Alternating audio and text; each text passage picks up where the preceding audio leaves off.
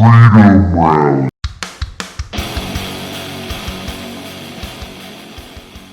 I completely forgot if I'm supposed to click this when I hear it. Okay, I heard both of those. I just...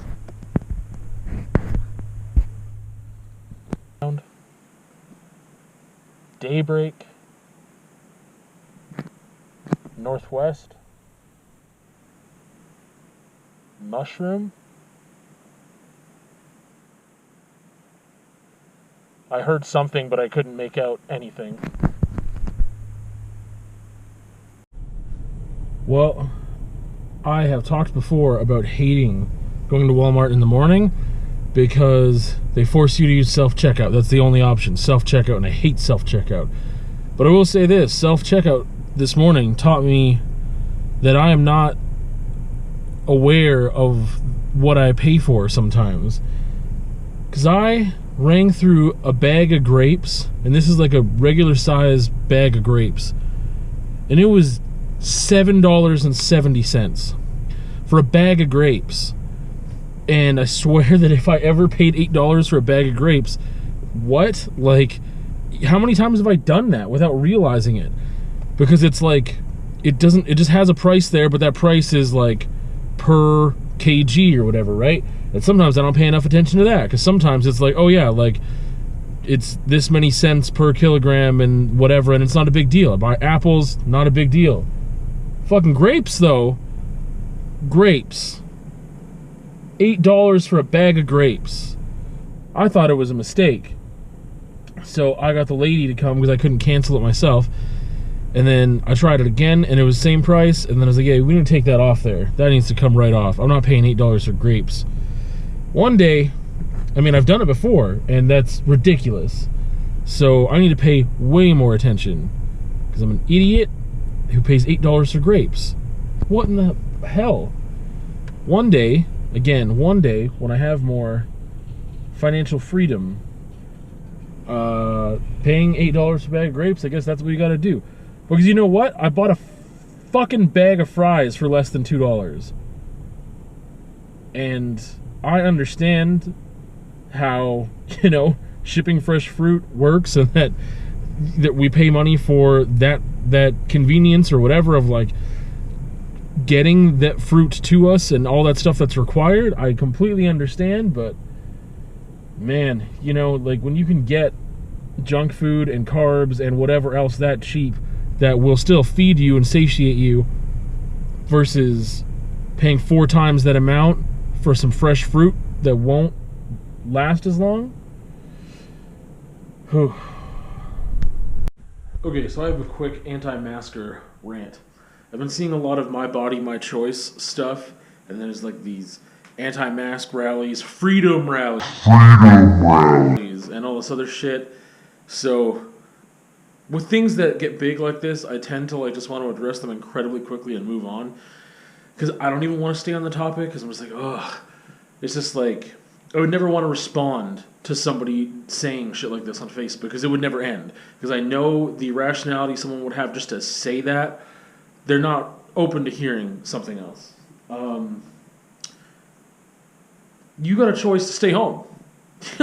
If you don't want to abide by the rules of the municipality or province or state or country you're in, then I mean, okay, so face the consequences. Unfortunately, like I mentioned in Lethbridge, there are no consequences.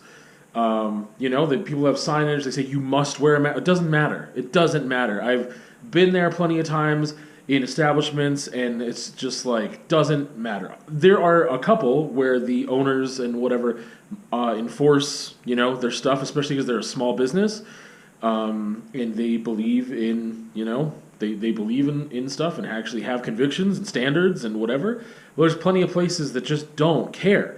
Like, they have the signage up, they know what they're supposed to do, they can obviously not serve these people, you've got a right to not serve people, especially when they're not abiding by bylaws, right? Like, but it's the thing, my body, my choice, well, it doesn't just affect you.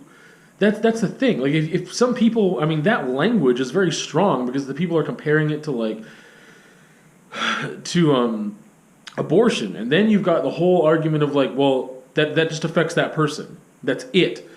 Because then the argument is like, well, the unborn person is a person, and like, when are they a person? So you want to argue that? I guess you could, but other than that, it's that person is affecting their body themselves. That's it. Like they're what if they have or don't have that baby? How is it affecting anyone else around them in a way of fatal health consequences? It's not. It's just not. So, my body, my choice. Yes, you have a choice to wear a mask or not wear a mask. And if you don't want to wear a mask when you are in public places that you should be wearing a mask, then don't go there. You got a choice to pay someone to go get your groceries and bring it to your house. You have a choice to not go to these places. That's part of your choice too. Like your choice is to, okay, don't do it then. Don't do that. That's like saying you don't want to wear a seatbelt. Okay, I mean, that's really just affecting you. We've got fines and stuff that are supposed to be deterrents because we want to force people to be safe. But I mean, in that way, I mean, it's like, don't wear a seatbelt then. Go through your windshield. Whatever. Like, how does that affect anyone else but you? Fine. There's all these arguments over the place. But when we're talking about affecting people around you with horribly negative consequences that can be fatal, detrimental to health, this is a whole different argument. We're not talking about things that just affect you. Right? If you don't want to be a part of the society, like, I got problems with laws too. Everyone, you can't make every single person happy. But again, if you have enough problems with the law, then, I mean, you can choose to live somewhere else. That's part of your choice as well. I think that protest is a great tool that can be used. Obviously, if we don't agree with what people are protesting, then we call this protest stupid and stuff like that. The thing is that when you... This type of thing, like the act of protesting when you're not supposed to be around new people like that, unmasked and unsanitized and all that stuff, then that's a whole different beast as well. It's a whole different animal. Like, these are... Alright, so I'm going to take you through this exhibition, at least with some of my favorite pieces. We'll stop and look at everything probably just like a little bit. I've never really done this before in the vlog, but I love this work. So there's no real artist statement that I can find anyway. There's a little bio here. So the exhibition is called In the Shadow of Summer by Eileen Murray. Went to the U of L for a BFA, went to the U of S for an MFA. And I'm going to read this real quick.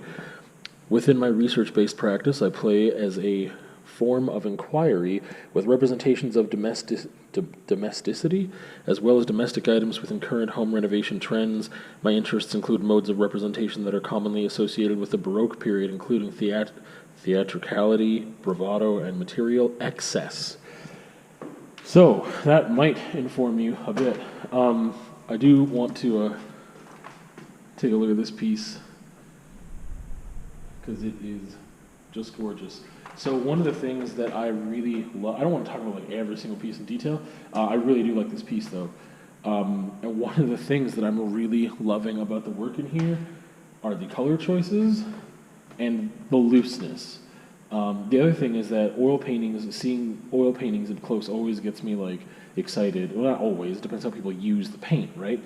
But I get excited because I don't use oil paint, and it's something that I really want to do, and I need to teach myself and go through that learning curve and figure some things out, because I just love what you can do with oil paints that you can't do with acrylic. So, but I mean, color choices and the looseness, they're wild to me. I love them. What's going on here?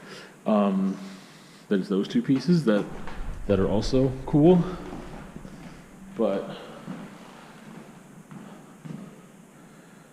So even with the pieces that the color, I think the colors, my favorite pieces in here are all about color, the ones that are attracting me. This one isn't one that I'm a real fan of because I don't really like these blues that are being used. However, there's still lots of cool things that are going on. Again, with the way that the paint is applied, that thickness, and then we've got so much push and pull, and just like the way these gestural marks are being made. I still really like a lot about some of the pieces that aren't really my favorite. Oh, we got an artist statement. Here we go. Look at me walking past this how many times a week. In the broadest sense, my work responds and reflects to my ongoing preoccupation of the adage, what makes a house a home? Nostalgia, vintage simplicity, nostalgic elegance, return to elegance, exuberance, and states of simplicity that most people have never experienced in their lifetimes, having cultivated to yearn, to achieve, and to put on rational and ever-changing display, rotational and ever-changing display, representations of domesticity. Yeah, okay. Well, yeah, okay. Again, colors, this is one of my favorites here. We should be looking at titles too. I don't want to take forever doing this, but white vase with stems and stripe, yeah. So I think a lot of it is hearkening to some other things that have been done before and using some conceptual, what's the word? Conceptual. I'll get back to that. I really enjoy this as well, mostly because that figure.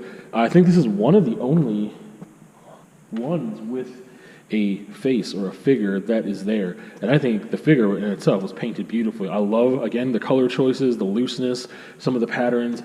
Stuff's wild. I really want to sit with this work and have it influence me before I paint. Like next weekend when I have a full day to myself to paint. I just want to sit here for a bit and really just soak in some of this stuff and bring some of this color into my work because I love what's going on with it. And application too, bring some of this application into my work. I just think it's beautiful. And there are things that I already like. There's things that I love looking at, and I love working with color. And for some reason, the past little while, I haven't been mixing my own colors, which is a thing I am noticing. Man, I'm just going straight out of the tube with a lot of stuff and then mixing right on the canvas. So I'm not mixing my color ahead of time to create some of these things I can't get out of the tube or mix on the canvas very well when I'm in a certain state. But I want to prepare that stuff ahead of time. And I need to get back to what I was saying about the concept being appropriated. That's what I was saying. Some of these concepts I feel are being appropriated, right? There's this kind of 3D collage element going on here. I guess there's figures and other work, but not painted. Again, application of paint here is just beautiful. I love how many layers we have going on. I'm going to go past a lot of the stuff now. See, and again with this, I'm not a huge fan of these blues. I like it more than the blues that were in, those other big pieces there. But application of paint is just beautiful here. Again, the layers, the stuff coming through, the push and the pull. This vase is all just background. And then everything else around it is solid, and bringing that out. The roses, I feel like I could strip these down in a technical sense sometimes, but I don't know. This is just beautiful work. Again, and I just love the looseness of this. This is actually one of those times, too, where I'm like, man, just how things don't go all the way to the edge. It's not super clean, but it's aware of that, and it's purposeful. And this is one of the rare canvases that actually has color on the borders. And if you've ever been in one of my art classes or heard me talk about this, if we look at the majority, look at the edges, the majority of them are not painted white. Are not painted. They are white. They're just left with the nude color of the canvas, which is something I generally really dislike. I feel like it's sloppy because most people don't do it they just never think to paint their edges. I like the painted edges on these pieces much more because I just like that with anything, even if they're not painted the same, But it fits. It just fits so beautifully, so wonderfully. Again, these pastel colors that keep coming up, gorgeous. Just beautiful. This is one of my favorites. Absolutely. This is more painted than some of the other ones, I feel. This feels like it has more time invested, more purposeful, more going on, more things that I see the longer I look at it, and just oh man, yeah, this is one of my favorites. Just gorgeous. I really like the colors going on here. I'm not a huge fan of the patterns. Again, just even though it's I'm repeating the same things I really like, this one to me is an anomaly. Look at how dark this thing is in comparison with everything else. Because I'd say the majority of these have these beautiful pastels and greens and blues, yellows, and this thing is so dark. And the flowers are painted much more in like an impressionist style, and they're much more filled out, much more detailed. I still really, really like it, but I like it in a much different way. And part of it is because it's a huge contrast to everything else going on. And it's still beautiful. It still has some push and pull, some use of negative space here as well. And again, the color choices are still great. I love that, man, that yellow, pink, and like teal turquoise is gorgeous. It's really beautiful. Speaking about use of negative space, this is probably one of my least favorites, but it's just because I understand what they're doing and I like the composition of it. It's like this is an example of something that I don't really like, but I can respect. I see the technical elements, I understand it, and there are things about it I like, but as if it's like, this is really inspiring to me in my home, like, or something I want to see on a daily basis, there's other ones that I like a lot better that immediately make me feel a certain way. And this one, I mean, it makes me feel a certain way, but my first reaction isn't like appreciation. I look at it for a couple seconds, I'm like, okay, I can kind of see what's happening here, but it's a much more technical appreciation. It still elicits an emotional response from me, but it's not a positive one immediately. Anyway, yeah, this is the work.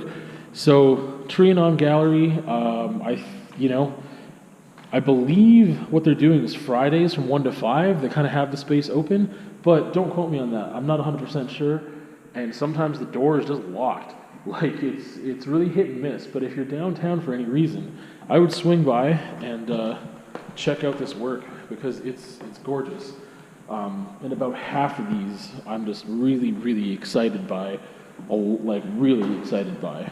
And it's been a while since the work in the gallery has been something that really excites me and just arouses, the creativity and artistic senses. Oh, well, there's a little gallery exhibition tour. Okay, so we're gonna do an unboxing because we've got a huge order of Montana. I always like to just show off the goods. This little guy is another mask, so that when Randy and I collab, oh, yours is a different color. Is it nicer? Yours is way cooler than mine. Mine's just gray. Yours is like turquoise and anyway. Yours is way cooler. Now it won't get mixed up. Whose is whose? Now I won't be able to steal the cool one. So. Because mouth germs are gross. Yeah, mouth germs are horrible. Okay, what do we got? That's something I'm excited for because I've never had it. I don't think I've ever had it. There's the Shadow Black. So the 94s. This is part of the. I don't remember what the line is called, but they're like transparent. So that's really cool. I've never had this one before either. I'm not going to show you every paint. This is the Amazon Green, which I've never had before. I think that was one that you wanted, eh? Mm-hmm. Cherry, which is beautiful, and I always get cherry. We got 2 of them. What else have I never had before? The Merlot Red is new for me. That's pretty. That looks pretty. All the paint. Oh my goodness. I don't think we got any copper. We need it. This is new for me too. Flamingo. That's tight. You want to tell them about the fun you had trying to get it? What fun? Trying to pick up your package. Oh, no, not really. Canpar sucks nards.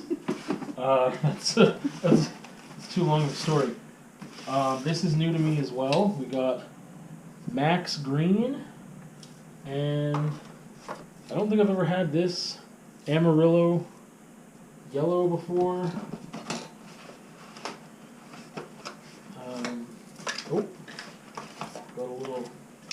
We got some goodies in this box. So those are just the catalogs. We got some stickers. Never had that sticker before. Montana colors. And a Montana sticker. And probably a hardcore sticker. Okay. I've had those colors before. What do we got? Oh! This is new. Thai green. Oh, that's super pretty. Night red, which looks really dark chocolate brown. So I'm really curious as what the spray will look like. Oh, hell yeah. Some mint green. That's a matte. And oh, I haven't had this for a bit, I don't think. The surgical green, I go out of Oh, it. that's nice. Yeah, there's two, because I use it. I don't think there's anything else really new in here. No, not really. Here's a bunch of packing cardboard. And there's a bunch more paint in here, but not a lot new that I haven't had before. So we'll take you in here. So yeah, we got a lot of the paints, and we're gonna do all the pretty things, right? Yes. Yes. Yeah, I was just really excited to get this order because we were running low. Now that Randy's painting so much, we'll have to order like this every couple months. Just on my way to emergency. Had chest pain and tingling in my left arm for like an hour and 20 minutes now. It hasn't gone away. So I phoned 811, Alberta Health Services, and they're like, yeah, it's cardiac related and we can't rule anything out over the phone. So, I mean, they ruled a lot of stuff out. They just didn't rule out enough. So they told me to go to emergency. That's where I'm going.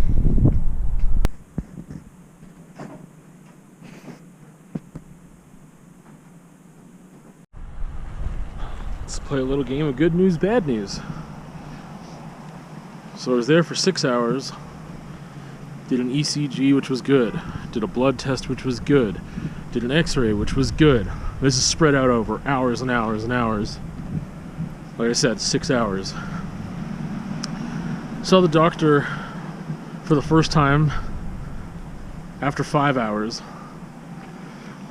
And he said, yeah, things are looking okay, but there's like some enzyme thing that we got to test for specifically. You need to do another blood test, and we want to like rule out that this is any type of like small, real serious cardiac issue that could lead to like a heart attack or whatever. So did a second blood test, and then had a different doctor. By that time the other doctor was off shift. Had a different doctor come tell me like, oh yeah, everything seems good. So if you still have symptoms after like 2 to 3 days, then, you know, go see your family doctor. Or if these symptoms get worse, then you can come back to emergency. So no answers, and I still feel the same as when I went. So good news, there's nothing they can find. Bad news, I still have symptoms of something. And at one point, the man, I saw a med student longer than I saw a doctor, and she did a bunch of tests and other stuff too, and she was saying, yeah, like sometimes like stress just makes us do wonky things, like our bodies just react weird, and like we don't really have any answers. I'm like, cool.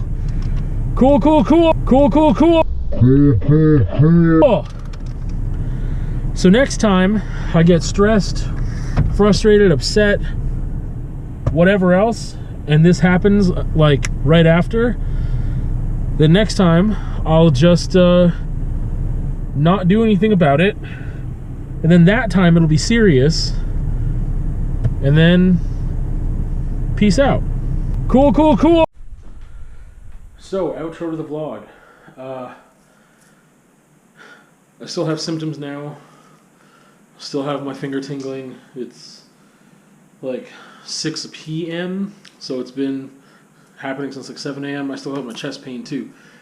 Anyway, one thing that I was going to vlog about today was just that I realized, man, like if I'm stressed, I don't know if it's because I have more stress or I don't handle it the same way, or because I'm not doing certain activities in my life, I just naturally get stress buildup in a way that I didn't before when I was in university and in bands and like working and doing art and like having like all this other recreational time. Like, I don't know, I was just busy, but a lot of it was so positive.